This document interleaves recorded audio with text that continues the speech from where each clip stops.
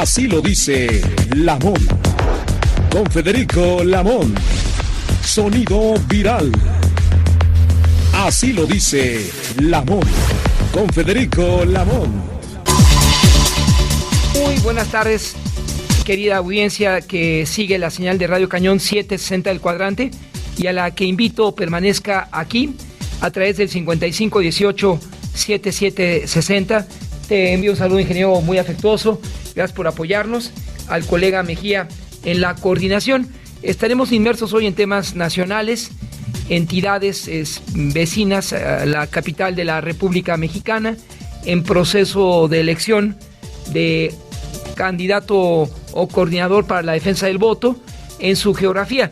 No olviden que el año próximo estarán en disputa 11 ejecutivos estatales y por ello Radio Cañón, independientemente de su hoja capitalina, Valle de México, incursionará en ese territorio que es importante porque lo que ocurre en la República pues también tiene una amplia incidencia en la capital del país.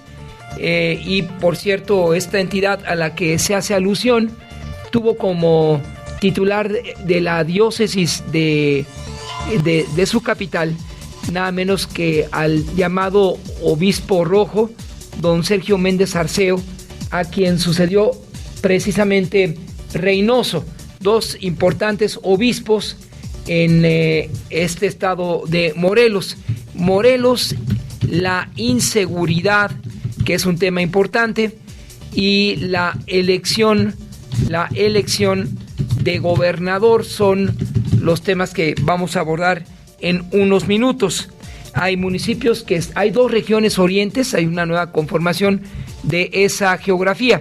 Así que esta entidad se perfila para elegir a su candidato a la titularidad del Ejecutivo Estatal, entre otras cosas. Son las 12:02, transmitiendo para ustedes desde la capital del país. El presidente López Obrador lamentó el asesinato de los jóvenes en Zacatecas, confirmó que uno se encuentra con vida y está declarando para ayudar sobre la investigación. Esto fue lo expuesto por el presidente en la mañana. Lo que sucedió en Zacatecas de los jóvenes, lo mismo, estamos haciendo la investigación de los jóvenes. Hay uno que afortunadamente está vivo, herido, y está declarando para conocer el porqué de estos crímenes. No adelantarnos y esperar a tener más información.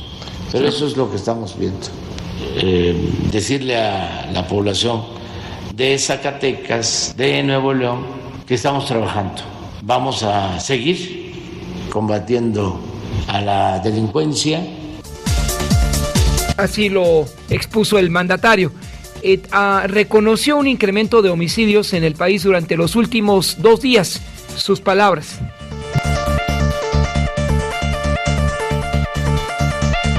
Antier y ayer se nos incrementaron mucho los homicidios en el país, sobre todo antier. Ayer ya hubo una disminución, pero bien localizados, y estamos actuando, estamos trabajando con ese propósito. En Nuevo León, el secretario de Seguridad expuso que derivado del enfrentamiento o la embestida de sus fuerzas contra el crimen organizado, los resultados fueron esos: los caídos en la capital y la zona metropolitana. Estas son las palabras de Gerardo Palacios, secretario de Seguridad neoleonés. Todas estas acciones que llevó a cabo el crimen organizado fueron un intento desesperado de reacción ante las acciones llevadas a cabo por el grupo de coordinación. Mientras tanto, confíen en que las autoridades policiales de los 3 niveles de gobierno seguirán dando la batalla por el Estado de Nuevo León. Gracias y buenas noches. Pues fue parco el titular de seguridad. Así, ¿para qué se convoca a los medios que merecían otra explicación de hechos? En otro frente, ese es Chiapas. El presidente afirmó que se quitaron los bloqueos y restableció el servicio eléctrico luego de los actos de violencia y sabotaje registrados en días recientes. Dijo que poco a poco se restableció la calma en esa entidad, particularmente en frontera con Comalapa, a través de la Guardia Nacional, y la población en general brindaron apoyo conjunto frente a este flagelo del crimen. A aproximadamente mes y medio, que 5 jóvenes del municipio de Lagos de Moreno, la región de Los Altos, fueron privados de la libertad por sujetos armados. Por el momento no hay una sola pista de su paradero. Siria Fernanda Villalobos Ortiz, una joven estudiante de la Universidad Autónoma de Chihuahua, fue asesinada cuando viajaba a bordo de una camioneta en la colonia 2000. De acuerdo con los primeros reportes, la joven de 18 años estudiaba el segundo semestre de la carrera de ingeniero químico en la Universidad Autónoma de Chihuahua. La Comisión Federal para la Protección contra los Riesgos Sanitarios, COFEPRIS, y la empresa del gobierno federal Laboratorios de Biológicos y Reactivos de México arrancaron este miércoles con el convenio de colaboración para crear el Almacén Nacional de Medicamentos que ordenó establecer el presidente López Obrador para poner fin al desabasto médico en el país. En su momento, hace un año y medio, un par de años, dos, para ser específico, el presidente anunció el respaldo de Naciones Unidas para que México acceda a medicamentos de altura y puedan ubicarse al alcance del bolsillo de los sectores populares de este país. La Comisión de Debates del Instituto Nacional Electoral aprobó su plan de trabajo que contempla la realización de 3 debates de los aspirantes presidenciales en 2024, aunque los partidos plantean aumentarlo a 5. En otros temas, el Servicio Meteorológico Nacional prevé en horas de la tarde cielo con nubosidad dispersa y sin lluvia para la capital. En el Estado de México, lluvias aisladas en la región suroeste acompañadas de posibles descargas eléctricas. Como lo ofrecimos, vamos a enlazarnos con el contador público Rabindranath Salazar, quien se encuentra en la vía telefónica y aspira a ser el coordinador general o el coordinador para la defensa del voto en el estado de Morelos. Le agradezco, contador, por tomar esta llamada telefónica para Radio Cañón 760, que por supuesto se escucha allá en su entidad de origen, y buenas tardes para usted. ¿Qué tal? Muy buenas tardes, mi querido Lamont. Me da mucho gusto saludarte a ti y a los compañeros en el estudio y por supuesto el amable auditorio que nos escucha. Muy buenas tardes. Contador, ayer convocó usted a los medios, a los representantes de los medios, pero también a todos los morelenses, y pide usted unidad entre quienes aspiran a la coordinación para la defensa en Morelos. ¿Cree que este mensaje permee ya en el ánimo de otros aspirantes? Yo espero que así sea, porque es lo que requiere el país y es lo que requiere nuestro estado, la unidad. Debemos de seguir el claro ejemplo ya marcado por la doctora Claudia Sheinbaum Pardo, que ha resultado, como todo el mundo sabe, ganadora del proceso para elegir a la coordinadora nacional de comités de defensa y promoción de la Cuarta Transformación. Y bueno, pues ahora la doctora se encuentra en un recorrido en todo el país, justamente generando un llamado a la unidad para consolidar el movimiento de transformación que ha iniciado nuestro presidente, el licenciado Manuel López Obrador, y que estoy cierto que ahora ella estará consolidándolo. Y bueno, pues lo mismo estamos llamados los morelenses, que una vez que pase el proceso interno de selección de coordinador de defensa y promoción de los comités de la Cuarta Transformación de Morelos, pues estaremos también llamando a la unidad a todas las compañeras, a todos los compañeros, pues para poder consolidar también el movimiento de nuestra entidad. Se puede señalar, contador, que en ocasiones es necesario el sacrificio, como fue su caso, o guardar la lealtad hacia su instituto político y después esperar esa actitud se corrobore con una situación diferente a la del 2018, cuando usted fue mencionado y aceptó, no se resignó, siguió visitando Morelos, pero no sé si me explique, ¿vale la pena resignarse o el sacrificio y esperar una mejor oportunidad? Fíjate que vale la pena seguir trabajando, vale la pena comprometerse con las mejores causas Y la decisión que tomé en el año 2018, donde, como bien lo sabes, y los morelenses lo saben, pues ya era el candidato oficial, pues decidimos el declinar en ese momento a cambio de que tuviéramos una alianza nacional también con el Partido de Encuentro Social a nivel nacional y que lográramos el triunfo en la presidencia. Entonces, yo creo que fue una decisión acertada la de que en su momento tomamos, pero ahora estamos en otros tiempos, donde hemos seguido trabajando, hemos seguido avanzando, hemos seguido recorriendo todos los rincones de Morelos. Les debo decir que llevamos alrededor de 1,250 asambleas de patio, recogiendo el sentir de los morelenses, donde nos plantean mucha de la problemática, pero también nos plantean parte de la solución. Entonces yo le quiero agradecer a toda la gente que nos ha recibido en prácticamente todas partes de Morelos. Entonces, las condiciones en este momento son distintas, pero yo creo que con todas las posibilidades de volver a salir adelante, y ahora sí, esa experiencia acumulada de trabajo y recorrido, no solamente en Morelos, sino también viendo las mejores prácticas, las mejores experiencias en otras entidades del país, las queremos poner al servicio de nuestra entidad. Le pregunto, ¿cómo percibe usted al gobernante partido Morena en las zonas metropolitanas como Cuernavaca, una segunda zona metropolitana, Cuautla y hasta Jojutla, que comprenden municipios cruciales para los procesos que se avecinan en su estado? Fíjate que en la generalidad, mi querido Lamont, tenemos una gente muy comprometida, tenemos gente que está de verdad trabajando para que el partido siga creciendo, pero sobre todo más allá de la gente del partido, la sociedad en general sin duda ha valorado las políticas públicas, las políticas sociales que el señor presidente ha echado a caminar, y yo creo que ha sentido el beneficio.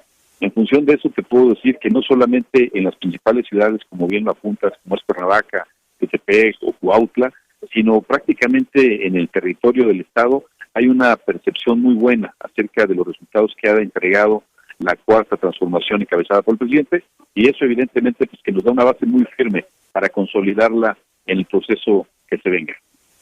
Le preguntaba de una de esas zonas importantes que concentran metropolitana como la capital del estado, donde otro partido encabeza los destinos de la entidad y es precisamente la capital que en su momento puede aportar votos decisivos que inclinen la balanza hacia uno y otro aspirante. Ahí, ¿cómo ve a Morena?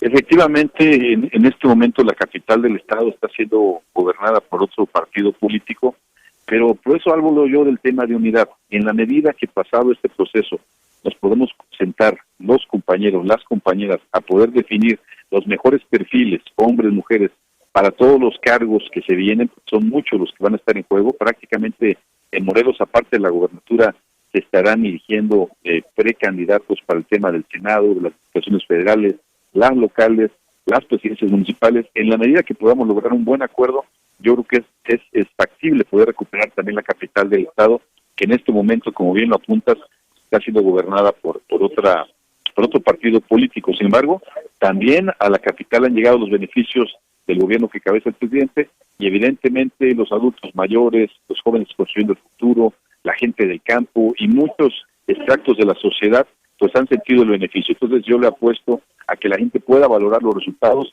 para en función de eso podamos avanzar para la próxima elección. Antes, en estos temas finales, contador público, le platicaba a la audiencia que en el estado de Morelos y particularmente en el tema de la religión, se tuvo allá en Cuernavaca a un obispo, llamado el obispo rojo, pero realmente era un obispo comprometido con las causas populares, como Sergio Méndez Arceo, y Reynoso, que lo sucedió en el encargo. Usted fue subsecretario de Gobernación, responsable de la relación entre gobierno y las asociaciones o grupos religiosos. Morelos, ¿cómo es en el tema religioso? ¿Hay una u otra encima de otras? ¿Y cómo debe ser un interlocutor en Morelos con las feligreses que pesan y creen en sus indeterminadas creencias? Fíjate que yo coincido plenamente contigo. Méndez Arceo, más allá de la alta responsabilidad que tuvo, evidentemente era una persona muy cercana a la gente, y en ese sentido yo pienso que las organizaciones religiosas, incluso cualquier otro tipo de organización, en la medida que veamos por el bien social, por el bien de la comunidad, en esa medida hay identidad. En este caso, nuestro partido y los cargos que he tenido la oportunidad de poder desempeñar, particularmente ahí en la subsecretaría, pues han sentido el beneficio. Entonces yo le apuesto a que la gente pueda valorar los resultados para en función de eso podamos avanzar para la próxima elección. pues siempre trabajamos de manera muy coordinada con todas las religiones. Afortunadamente ahora para la entidad también tenemos a un personaje, Ramón Castro, que también ha sido una gente muy comprometida y que ha estado trabajando de la mano con la sociedad morelense. Entonces, por supuesto que habrá una adecuada coordinación para poder seguir impulsando y trabajando en favor de los morelenses. Ya, en estos dos temas, agradeciendo el tiempo que dispone, en la entidad de Zapata, cuya proclama era el campo, se observa lamentablemente en Jiutepec, muy conocido por usted, en Jojutla, un abandono, pero fíjese, contador, que está asociado al tema de la seguridad. Los hombres del campo, si no cuentan con una mínima garantía de seguridad, pues pensarán en Morelos, pues mejor regresamos a los tiempos del general Carrillo Olea. Usted que ha visitado ya los 33 municipios en varias ocasiones, que tiene ya una propuesta clara de una gente seria, como fue el senador Radamés, ¿qué puede decir a la audiencia que le escucha en este momento en la capital del estado y en el oriente, hacia Cuautla y Jojutla? Fíjate que efectivamente en estas visitas, en estos recorridos, en este acercamiento con la sociedad, pues la gente que está en los lugares, la gente que está en las comunidades, conoce la problemática y efectivamente el tema de la seguridad es un tema muy sentido, es un tema que siempre lo ponen sobre la mesa, pero evidentemente también que vamos a seguir trabajando para que generemos condiciones distintas de desarrollo, para que podamos sacar adelante al Estado como se debe. Le agradezco, contador, a reserva de que usted desea agregar algo en esta entrevista con Radio Cañón 760 del Cuadrante, que se escucha por lo menos en 22 de los 33 municipios que conforman la geografía de su estado, algo que desea agregar. Pues agradecerte, señor Lamón, el espacio, gracias por mencionar a mi hermano, que recordamos con mucho cariño, un gran servidor público, y sobre todo, pues decirle a la gente que estén muy atentos. En próximos días, una vez definido quiénes estaremos participando, se les preguntará a los morelenses, y yo espero que podamos contar con la confianza de mis paisanos, de mis paisanas, para poder salir adelante en este propósito que tenemos de poner en alto a nuestra entidad, a Morelos. Muchas gracias por la oportunidad, muy buena tarde. Buenas tardes para usted, Rabindranath Salazar, ex coordinador general de política de gobierno y aspirante a la coordinación para la defensa del voto en Morelos. Son las 12:17.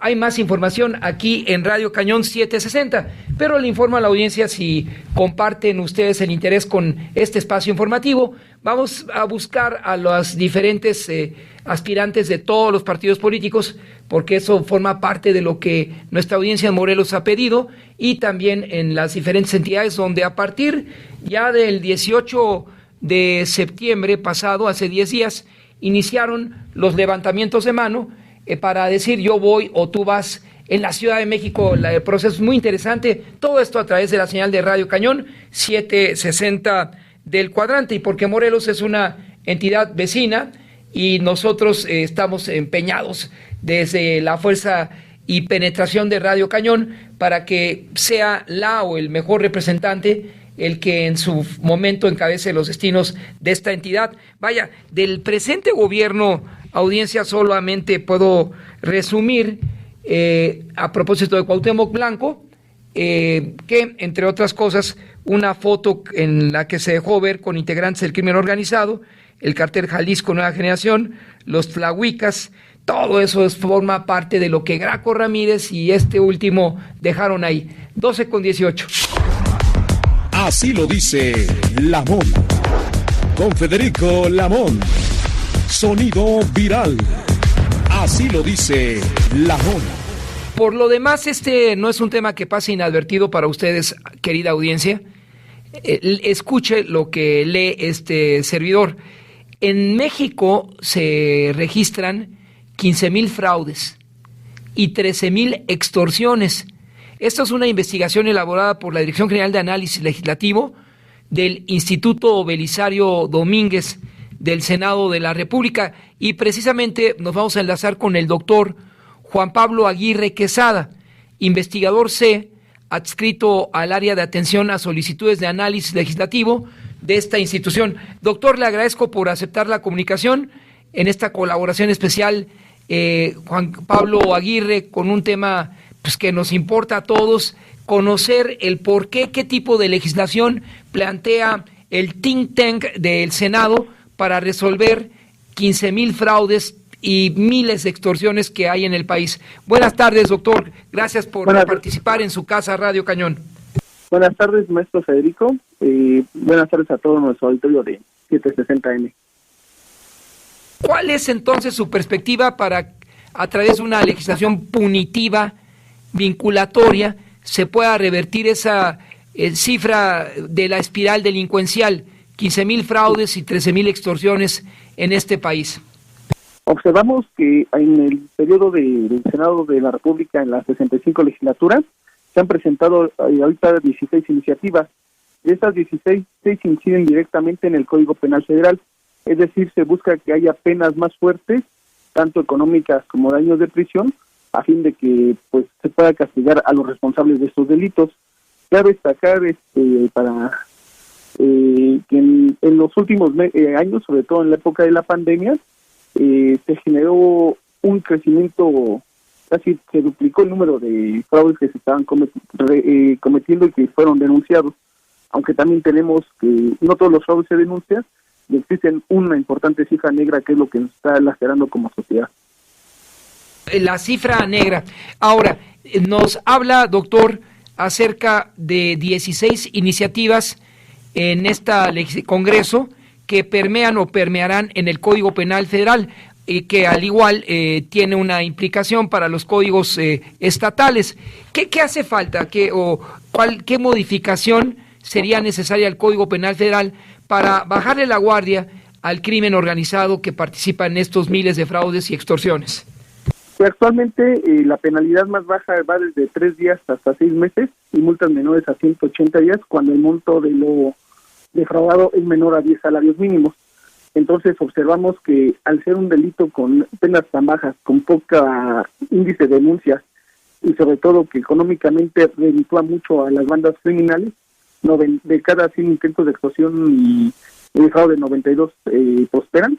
Entonces aquí lo importante es tener penas fuertes y sobre todo que haya acciones que puedan contribuir para disminuir el delito. Por una parte que se pueda pues sí, tener penas más fuertes, pero también la prevención.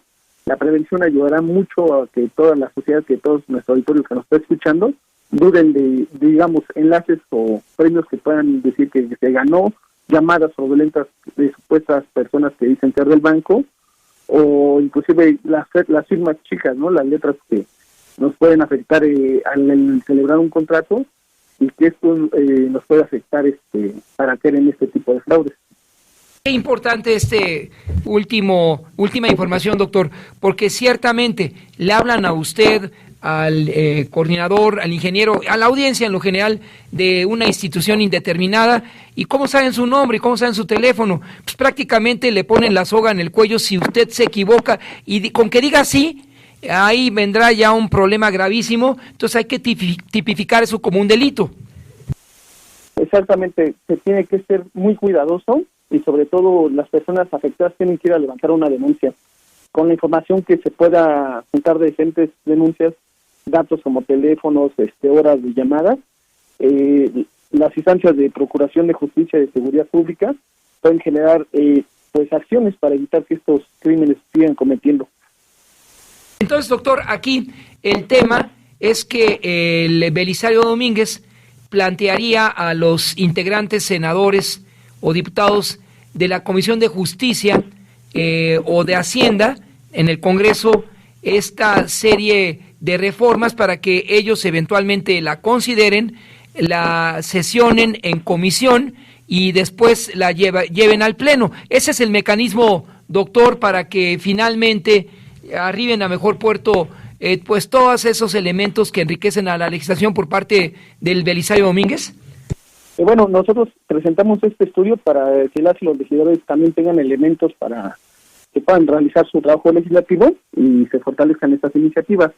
Hay otro tipo de iniciativas que se han presentado, algunas reformas a la Constitución, que hay quien estaría mayoría calificada para su aprobación, pero también hay reformas a la ley de adquisiciones, arrendamientos y servicios del sector público, lo cual es importante para cuidar el patrimonio de todas las y los mexicanos, evitar fraudes al gobierno, a la ley de obras públicas y servicios relacionados con la misma, que también nos permitiría evitar la corrupción, a la ley de protección y defensa de usuarios de servicios financieros, la CONUCEF, Eso sería importante para evitar que los datos de pues todas las personas estén en manos de personas no autorizadas y tratar de cortar el fraude desde esta vía, así como la Ley General de Salud para evitar que haya fraudes médicos, ya sea con compras farmacéuticas o de medicina. Entonces son parte de las leyes que están por modificarse. Entre otras cosas. Finalmente, doctor, víspera de un nuevo encuentro allá en el Congreso, ¿algún comentario que sea agregar y que haga énfasis en la cultura de prevención a la audiencia para revertir esa espiral delincuencial de 15,000 fraudes y 13,000 extorsiones? Claro que sí, es importante que este número es un dato que nos brinda la Encuesta Nacional de Victimización y Percepción sobre Seguridad Pública, la INVIPE del INEGI, y que precisamente al hacer la encuesta ofrece los datos que las y los ciudadanos ofrecieron de que se han sentido víctimas de delito. Ese número es muy alto en comparación a lo de las denuncias. Por tanto, creo que lo mejor que tenemos que hacer es tener precauciones y evitar riesgos y dudar de todos los enlaces o la información que nos envíen. Muchas gracias por esta colaboración, doctor. Le agradezco al doctor Juan Pablo Aguirre Quesada, investigador adscrito al área de atención a solicitudes de análisis legislativo del Instituto Belisario Domínguez, su colaboración aquí en Radio Cañón 760. Buenas tardes para usted, saludo a los investigadores y gracias por esta intervención, doctor. Gracias, buenas tardes. Son las 12:28, vamos con más información después de este pequeño corte y Radio Cañón atiende desde luego contenidos para elaborar sus resultados. Así lo dice Lamón. Con Federico Lamón. Sonido viral. Así lo dice Lamón. Son exactamente las 12:30. Gracias, ingeniero. Hay más información aquí en la capital, en las inmediaciones del Monumento a la Revolución y de la Mujer de Amajac. Comenzó el arribo de elementos policíacos previo a las movilizaciones programadas en el Día por la Despenalización y Legalización del Aborto. La marcha tendrá como punto de reunión, tome nota, audiencia, y si viene usted en su automóvil ahora o ya un poquito desfasado, en la glorieta de las mujeres que luchan a las 11 inició y se prevé realmente que parta esta movilización a las 2 de la tarde. La marcha por el aborto seguirá hacia Paseo de la Reforma y luego precisamente donde nos encontramos en la Avenida Hidalgo tomarán el eje central y de ahí se van a las 5 de mayo para concluir en el Zócalo capitalino. La marcha se dará a nivel nacional concurrente con Baja California, Sud California, Chihuahua, el Estado de México, Hidalgo, Jalisco, Morelos, Puebla, Sonora, Veracruz, Tamaulipas y Yucatán, entre otros. Quiero informarles que el número de interrupciones legales de embarazo realizadas en hospitales de la capital cayó a la mitad en 10 años. Esto es, del 2012 se practicaron 20,482 abortos y 10 años después, 12,876. Un grupo de 200 personas por el momento se manifiesta en las escalinatas del Congreso capitalino en contra de la posible ratificación de la fiscal general de justicia Ernestina Godoy y lo mantiene encerrado, así que ni se le ocurra transitar por ahí, mejor tome el metro. Entre los inconformes se encuentran víctimas de la línea 12 del metro, abuso sexual del diputado federal Saúl Huerta y demás casos que no han encontrado justicia. Eso es lo que le van a plantear a los diputados ante el Congreso capitalino. También alumnos del CETIS número 9, Josefa Ortiz de Domínguez, se manifiestan desde el pasado miércoles fuera del plantel y bloquean el eje central de Lázaro Cárdenas por una supuesta plaga de chinches. Pero hay que ser más limpios y la autoridad de educación pues, tome nota. Como vimos hace unos días, creo que fue en el Face, una chinche así grandota, claro que con el arte de ampliar, pero chinches en el metro, el sistema de transporte no lo negó y hay que entonces tomar precauciones, audiencia, para quienes usamos el metro. Y otras condiciones insalubres en las que se encuentra el plantel, ubicado justo aquí en la alcaldía de Cuauhtémoc.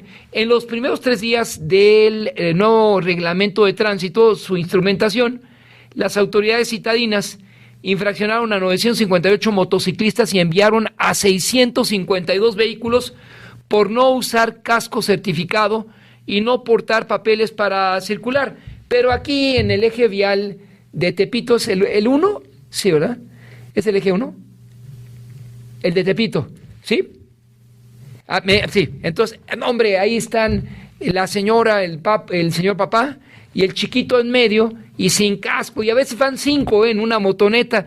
Mi respeto para ellos porque son buenos, son como Houdini, recordarán aquel que caminaba en una vara y abajo el precipicio. Luego murió en una situación lamentable, pero el tema es que pues, ahí están y hay a ver quién los toca, a ver quién les aplica el reglamento en el corazón del barrio Bravo.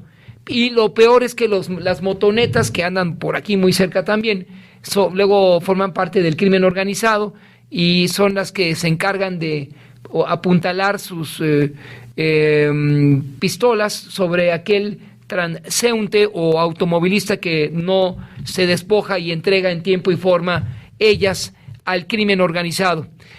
Al interior del reclusorio norte, 2 internos identificados como Alfonso y Josué fraguaron un ataque en contra del director de seguridad de ese plantel, quien sobrevivió pero resultó con heridas de bala, en la mandíbula y el hombro. Esto lo informó Pablo Vázquez Camacho, secretario de Seguridad Ciudadana.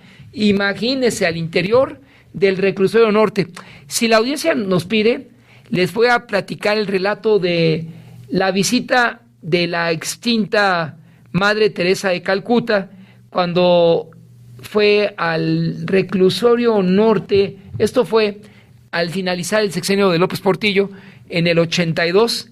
Y vaya sorpresas las que encontró la extinta prócer Teresa de Calcuta en uno de los reclusorios mexicanos, que no cambian, eso es lo mismo. Desde 1981-82 a la fecha, nada cambia ahí. Es más, si usted quiere ir el sábado, vaya a las 4 de la mañana. Espero que no tenga ningún familiar ahí al interior, pero es tan fácil ingresar ahí que se vaya a la calle de Allende, le dan una tarjeta del INE para que no sepan quién es y se presenta a las 4:30 de la mañana, a las 5 de la mañana, para que el ingreso, le platico una historia, que es más o menos a las 8:30, 9, no tenga mayor dificultad. Y a partir de este jueves 28 de septiembre, las y los capitalinos podrían realizar su verificación vehicular sin cita. Qué interesante. Debido al cambio de domicilio del centro de datos que opera el sistema de información de verificación vehicular, como lo informa la Secretaría del Medio Ambiente, la SEDEMA, a través de la Dirección General de Calidad del Aire. Este es un dato interesante. Y en los temas internacionales, el gobierno estadounidense se encuentra a días de cerrar, lo cual interrumpe servicios como la entrega de visas en la República Mexicana, presionará a los trabajadores y agitará la política. La negativa del Partido Republicano opositor al mandatario Biden a ceder en su exigencia de recorte de gastos y de incluir medidas para la seguridad fronteriza parece encaminar al cierre, mientras en la frontera sur de Estados Unidos advierten una catástrofe. Se aproxima una catástrofe, se va a cerrar la frontera, no va a haber personal de migración, y solo para que se dé cuenta lo que sucede en la línea de Nuevo Laredo y Tijuana, para que les platico, así como lo describen ellos, se aproxima una catástrofe en la franja fronteriza México-Estados Unidos, y por el momento no hay forma alguna en que los republicanos acepten un diálogo con el presidente Biden. Entonces, republicanos serán responsables. Vamos a esto. Los republicanos se inclinan por la parálisis, así lo estamos bajando, parálisis gubernamental al no aprobar el presupuesto a Biden, y esto va a tener graves repercusiones. Biden acusó parálisis y Estados Unidos se prepara para la primera parálisis gubernamental. Así como lo escuchan. Vamos entonces a la cuenta regresiva de este momento crítico que vive la Unión Americana y que afectará a nosotros sin duda alguna. Estados Unidos, ante la posibilidad de la parálisis presupuestal que detendrá la operación de los servicios públicos y enviará a desempleo técnico a miles de funcionarios estadounidenses. Esto si los legisladores no se ponen de acuerdo sobre una ley de presupuesto con la ayuda militar a Ucrania en medio del problema. Después de casi caer en un default sobre su deuda pública, el Congreso deberá aportar antes del 1 de octubre, en la víspera ya, la ley de presupuesto 2024. Las primeras víctimas serán 2 millones de funcionarios federales que no recibirán su salario mientras dure lo que se conoce como el shutdown. Y este shutdown o cierre de servicios públicos tiene una grave incidencia en el servicio de aduanas y de migración. La Casa Blanca lanzó otro dardo el lunes al acusar a los radicales de republicanos de tomar o poner en riesgo la asistencia alimentaria para casi 7 millones de mujeres y niños vulnerables allá en la Unión Americana. Las tensiones entre demócratas y republicanos se centran en el paquete de ayuda adicional a Ucrania después de la visita del jueves a Washington por parte del presidente Volodymyr Zelensky. Los dos partidos en el Senado favorecen esa asistencia, pero en la Cámara de Representantes con mayoría republicana, un grupo de simpatizantes de Donald Trump rechazan entregar sus votos para ese propósito. Así que, cerrando este tema, la votación en el Congreso será un termómetro para el cierre de la primera administración de Joe Biden y definirá este debate si para Biden existen aún posibilidades hacia su reelección o simplemente no se presenta por la edad. Será el mandatario más longevo en la historia de la Unión Americana de resultar el postulado y en la eventualidad de que derrote a Donald Trump en una segunda elección como fue la del 2020. 12:41, pero esto es lo que Radio Cañón presenta a usted a propósito del tema presupuestal y el shutdown que podría registrarse en la Unión Americana. 12:42, vamos a asistir a una pausa y regresamos con más información aquí en Radio Cañón. Así lo dice Lamón. Con Federico Lamón.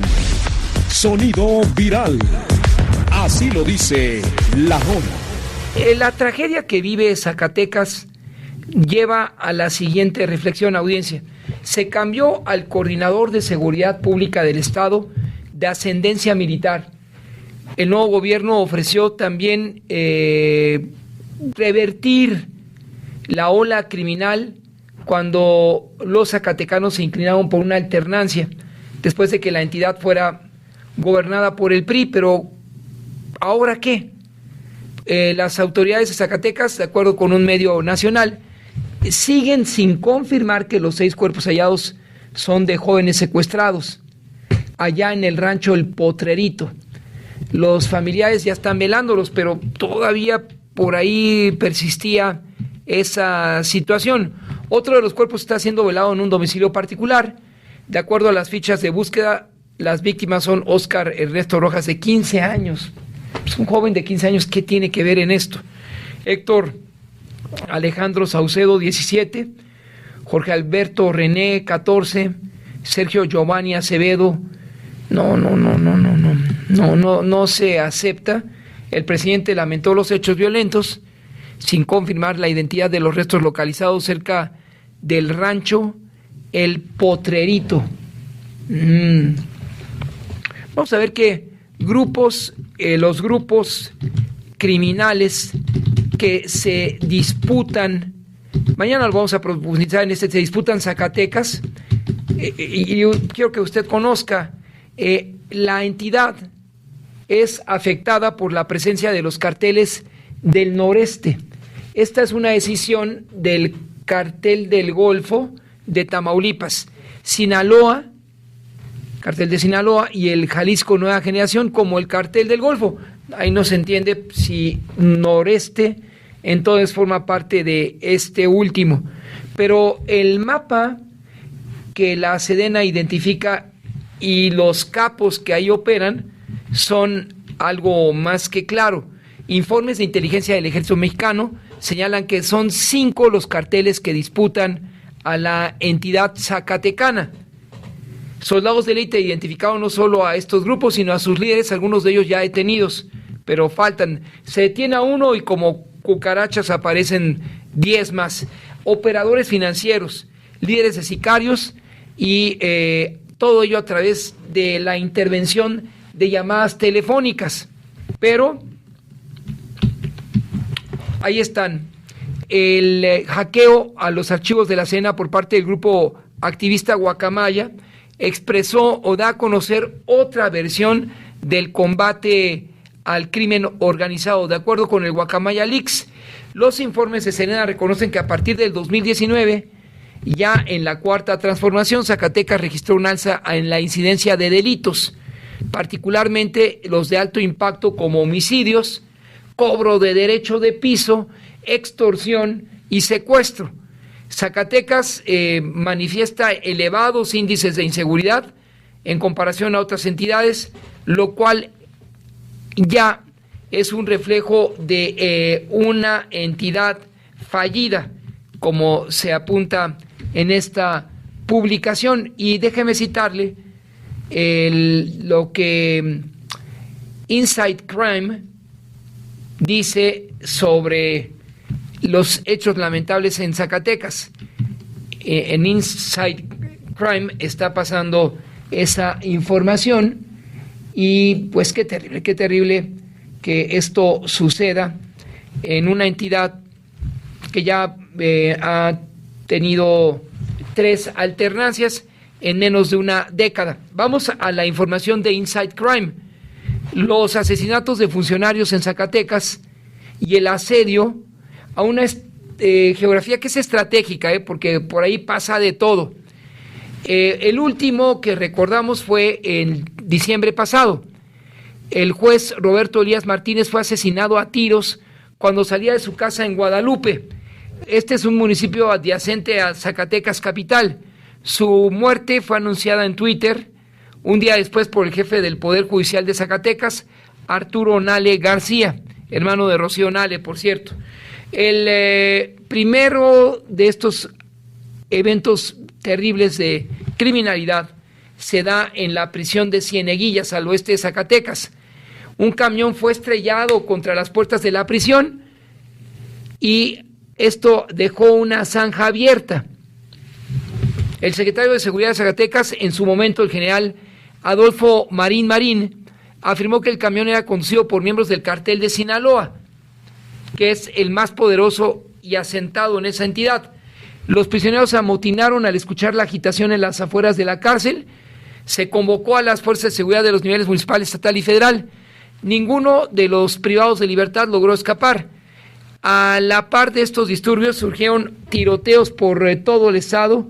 Se registraron bloqueos en las carreteras de las ciudades de Zacatecas y Fresnillo. Fresnillo que es importantísimo. Y finalmente, el 24 de noviembre, el general José Silvestre Ursúa Padilla, jefe de la Guardia Nacional de Zacatecas, fue asesinado a tiros en un enfrentamiento con el crimen organizado. Se atribuyó, o de acuerdo con el ex subsecretario de Seguridad Pública, Ricardo Mejía Verdeja, este asesinato se atribuyó al cartel Jalisco Nueva Generación.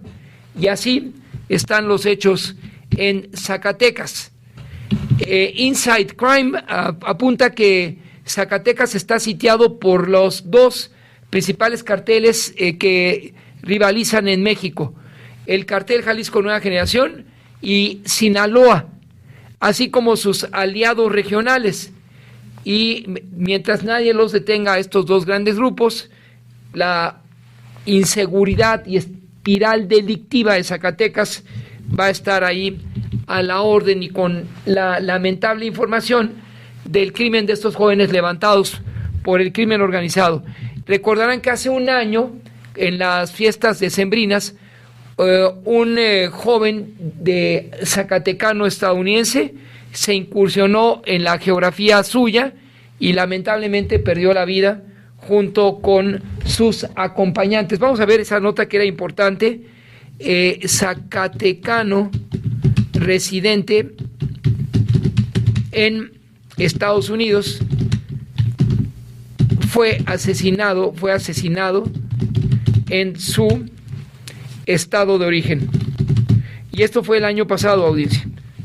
Espero encontrarlo, pero es el caso de Gabriel Cuen. Sí, miren, y fue el 14 de marzo. Gabriel Cuen es el migrante mexicano este es otro caso, pero finalmente de él y a los hechos registrados contra migrantes de ascendencia zacatecana que de California fueron a su estado de origen, pues ya tiene una señal de alerta, no solo del Departamento de Estado, sino por parte de autoridades del gobierno de California, para que se abstengan de visitar zacatecanos estadounidenses, su entidad de origen, ante la impericia de las autoridades mexicanas de encontrar a los responsables de estos atroces crímenes, que se suman lamentablemente de los 6 cuerpos, un sobreviviente en el rapto de los 7 adolescentes registrado allá precisamente en Zacatecas. Y esto a menos de un mes del levantamiento de los jóvenes de Jalisco, de Lagos de Moreno, Jalisco. Vaya semana tan crítica y vaya resultados que dejan mucho que desear. López Obrador, el presidente mexicano, defendió a Omar García Harfuch, pide no usar caso Ayotzinapa en su contra, pero ya con esto se rompió cualquier duda acerca de una posible distancia entre el jefe de la nación y el aspirante a la defensa del voto en la Ciudad de México. El presidente López Obrador aseguró que García Harfuch sí estuvo en reuniones sobre el caso Ayotzinapa, pero no está vinculado con la desaparición de los 43 normalistas. Así lo dijo, y vaya respaldo de oxígeno que le da el presidente al alcalde, en su momento, pues sí, al alcalde, aspirante alcalde de la Ciudad de México, Omar García Harfuch. Ya queda disipada cualquier duda. Harfuch pues tendrá la venia de el principal actor de la política en México, que es el Ejecutivo Federal. Tengo el compromiso de aclarar el caso Ayotzinapa, dijo el presidente López Obrador.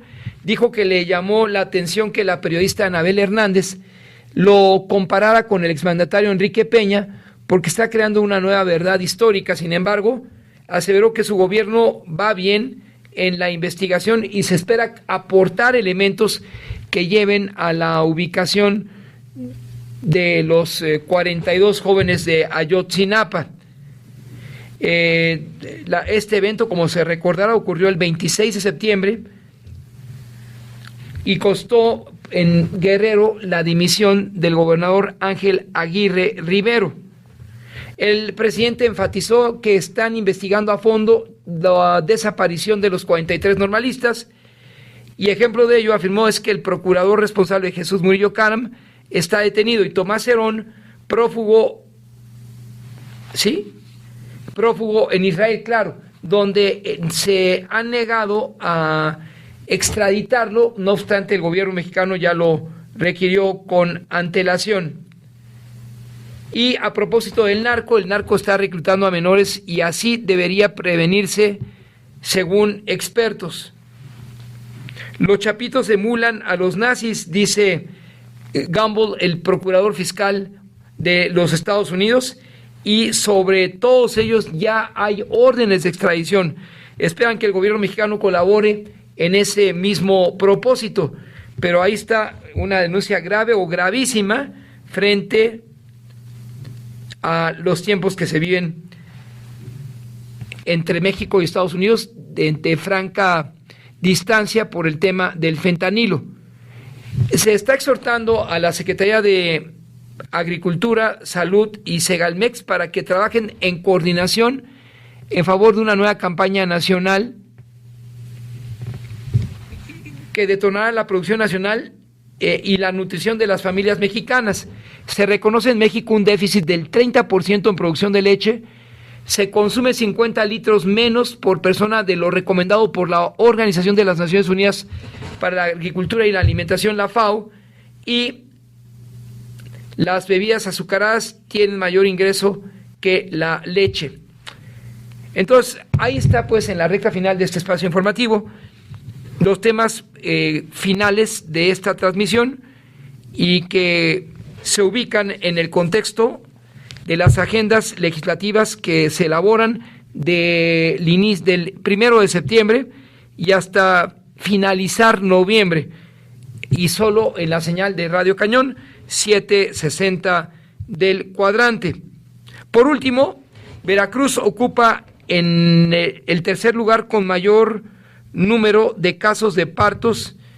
Fíjense esta información, es el estado de Veracruz, ocupa el tercer lugar con mayor número de casos de partos infantil a nivel nacional en niñas menores de 15 años, como lo da a conocer la integrante de Equifonía, Adriana Fuentes. Al corte del 22, dentro de los 10 municipios prioritarios en Veracruz con 35 nacimientos, San Andrés 33, Papantla 24, entre otros casos. Según o sobre las niñas de las zonas serranas quienes son víctimas de incesto por sus padres, se comenta que es una problemática que ya se ha identificado. 12:57, llegamos a la parte final de este espacio informativo, agradeciendo su atención, audiencia, 5518-7760 para que continúen aquí. Buenas tardes, mejor provecho para el ingeniero, para Mejía y para ustedes, mi querida audiencia. Así lo dice Lamón. Con Federico Lamón. Sonido viral. Así lo dice Lamón.